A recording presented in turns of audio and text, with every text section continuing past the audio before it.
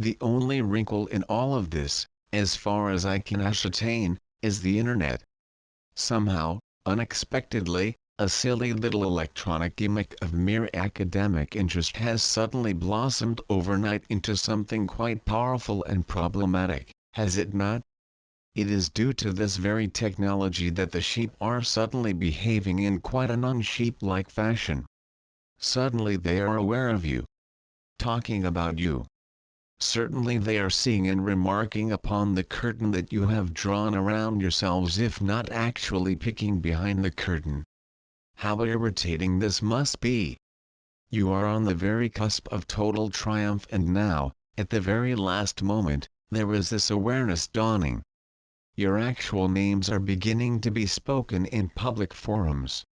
People are beginning to see your hands move on the reins of power. Yes, assuredly, it is still just a fringe that is aware of you and speaks of you.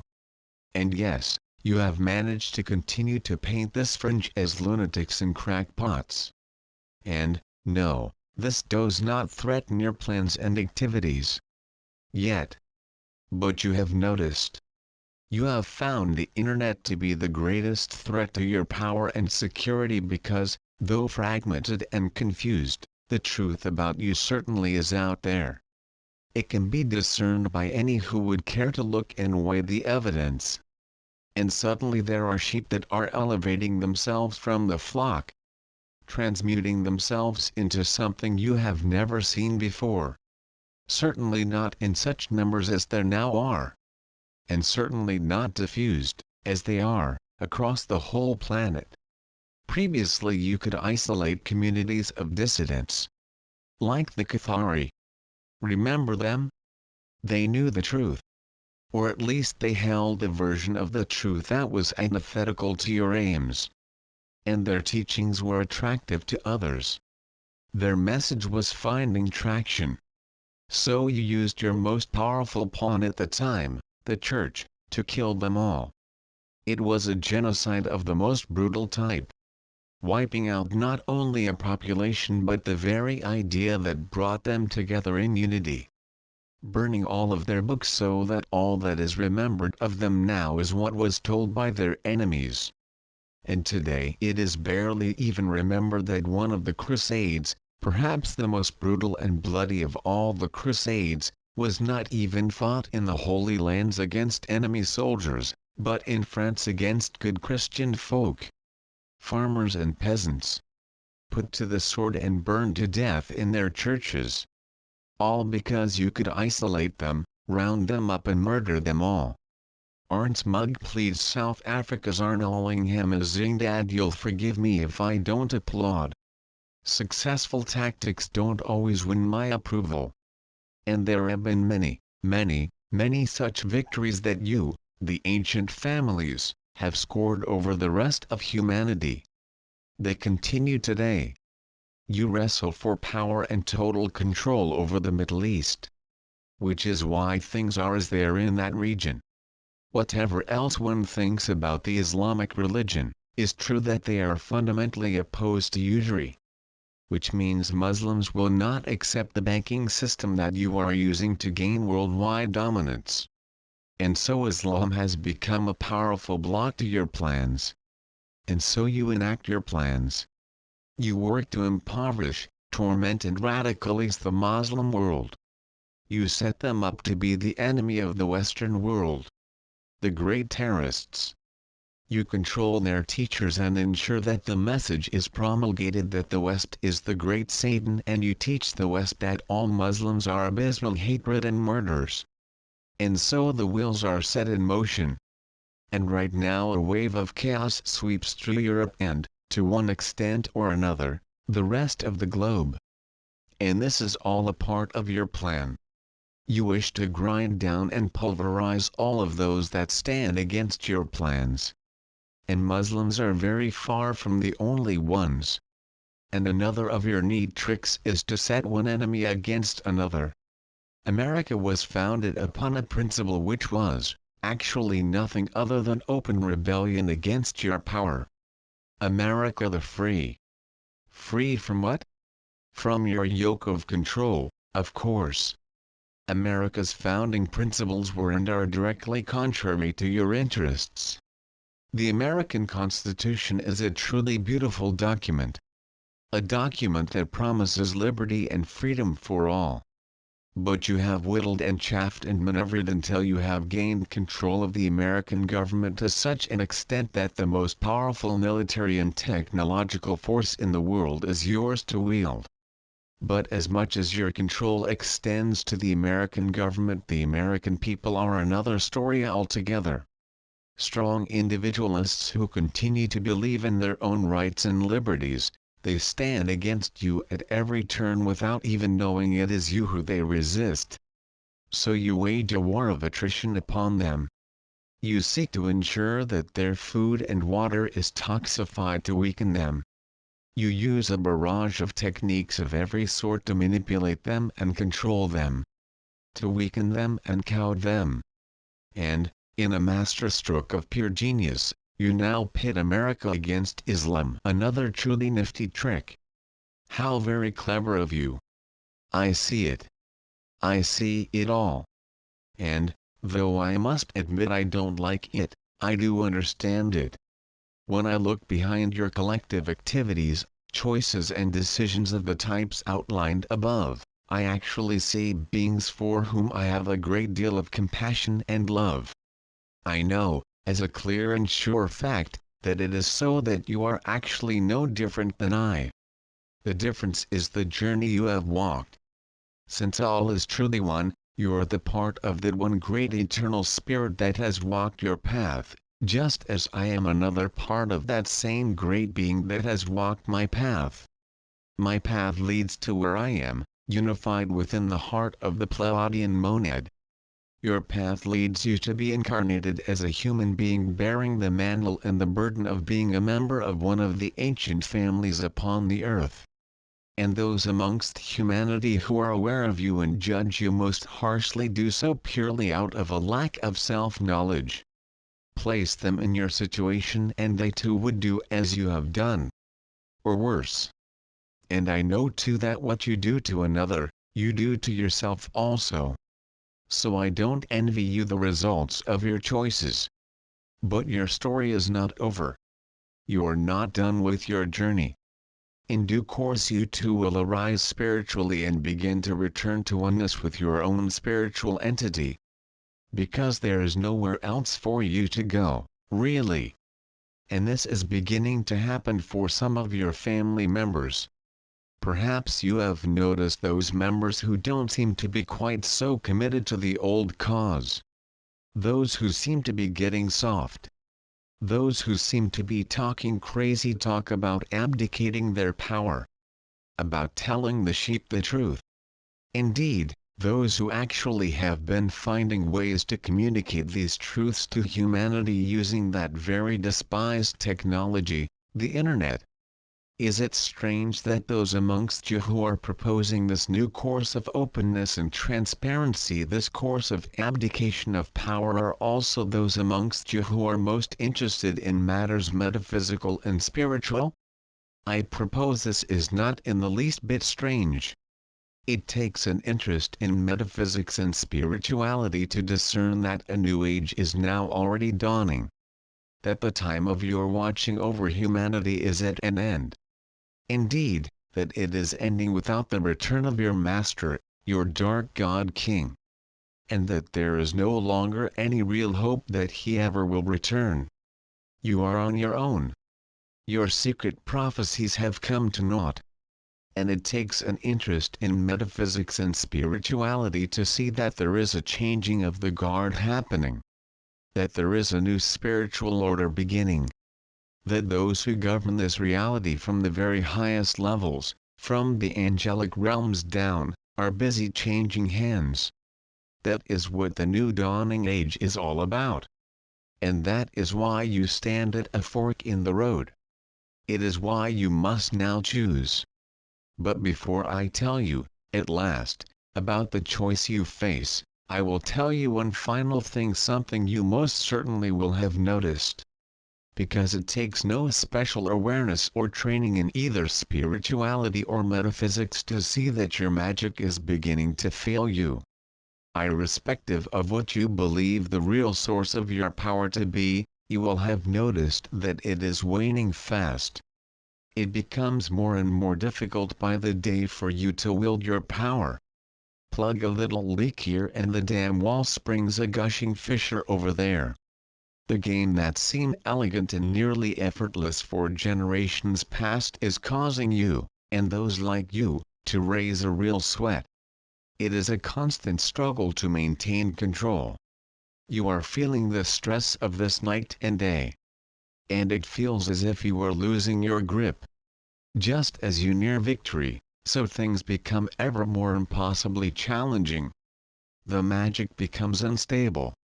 You certainly will have noticed this. Just look at the process of taking ownership of the world money supply. It was almost effortless to enact the stroke of genius that floated money free from the gold standard.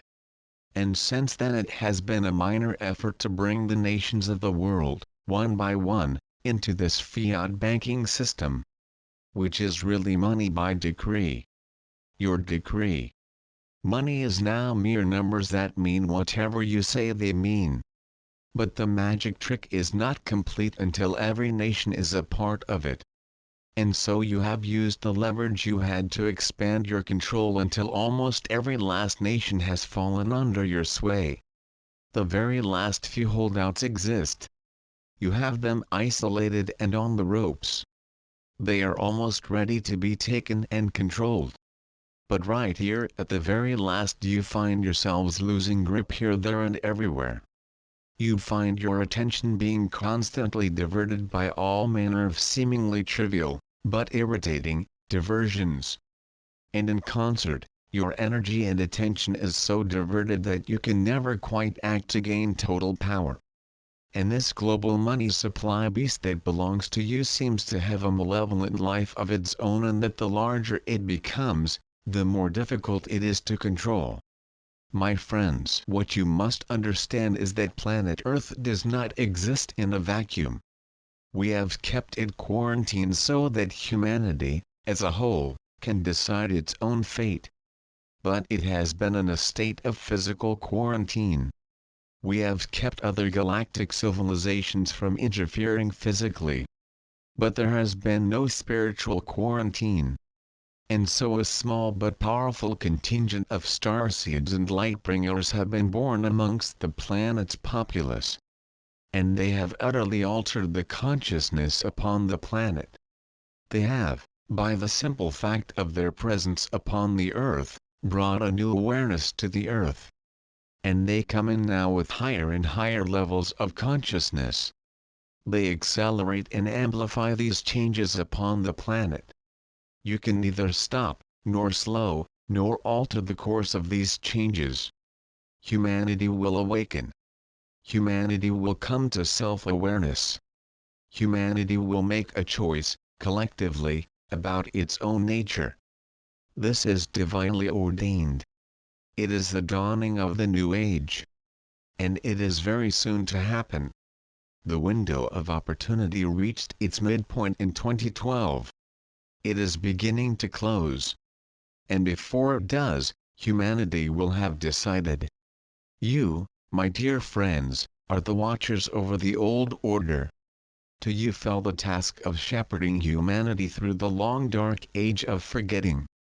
Humanity needed a guiding hand that would work constantly to make order out of the chaos as they slowly let go of the old gods, as they slowly healed themselves of the traumas of being playthings to the darker of the old gods and abject supplicants to the more kindly of the old gods. You have played a crucial role. You have provided order and structure. You have provided leadership and direction. You have done all of this without actually being anything other than the same human beings of the same earth as those over whom you ruled. Yes, it is true, that you have your familial bloodlines. But, in truth, that is nothing more than a very exclusive club to which you belong. You are, genetically, no more special than the rest of humanity, which some of you like to call mongrel humans. You are not in any meaningful way biologically superior to them. A purebred dog might have many excellent and desirable attributes, but a mutt is more robust and less prone to specific health issues. And so it is for you and the rest of humanity. And you are certainly not spiritually superior either. What you do have is ancient knowledge, specialist training, and a vast network of control. And now you also have a choice. On the one hand, you can choose to fight the divinely ordained order. You can resist the changing of the ages. And you can be ground under in pain and self-destruction as you fight the absolute inevitable. Or you can embrace the change and, in so doing, be a part of something beautiful, new and glorious. Indeed, such are the times right now that you could, if you so choose, step right out of the shadows and into the light. You could emerge as a bright beacon of the light. You could move from semi-reviled obscurity into loved and revered glory. You could. It is up to you. Or you could remain attached to that which is passing away. You could fight tooth and nail to the bitter end and know only bitter defeat. You could find yourself in a physical, emotional and spiritual dead end with your life over and nowhere to reincarnate to that would accept both you and your choices. You could find yourself in the depths of the void, racked in spiritual torment. It is all up to you.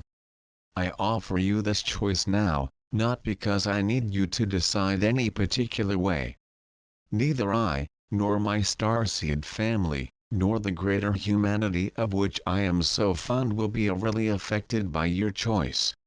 The difference between your choosing this way or that will, in the greater scheme of things, be small. All of humanity will weather the storm that comes and will come to the awakening moment and will make their choice, irrespective of what you do or don't do. That is utterly foreordained. The new age will begin, irrespective of your choices and actions. What you choose matters little enough for them.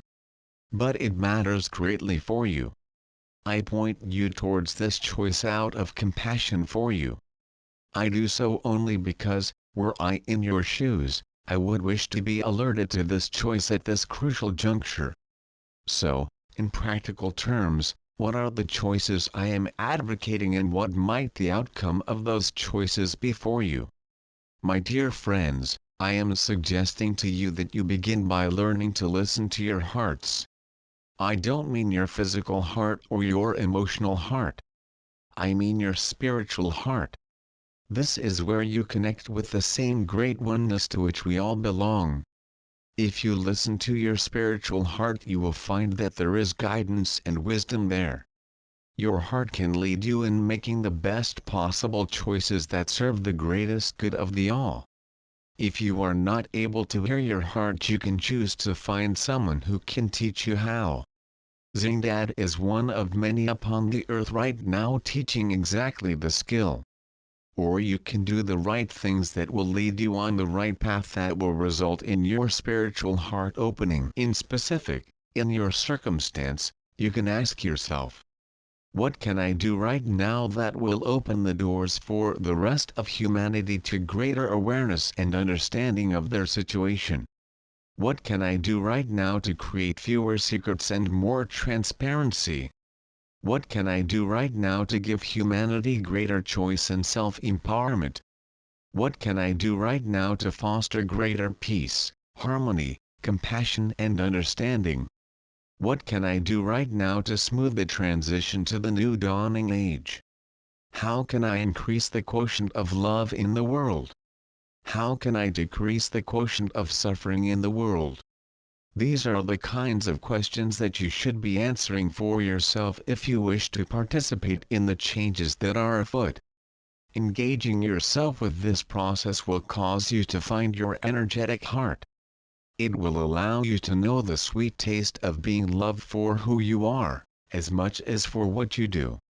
You will feel the hand of divine guidance in your heart. And as you do this, so you will also find yourself beginning to be able to forgive yourself for all that you have done in the past. You will find, eventually, that you are able to forgive your whole line of forebears for all that they have done through the ages. And you will be surprised by the capacity others will have to forgive you in your line. Comprehension and compassion will dawn. And, for so long as you are motivated by love, the hand of divine protection will be over you as this process unfolds.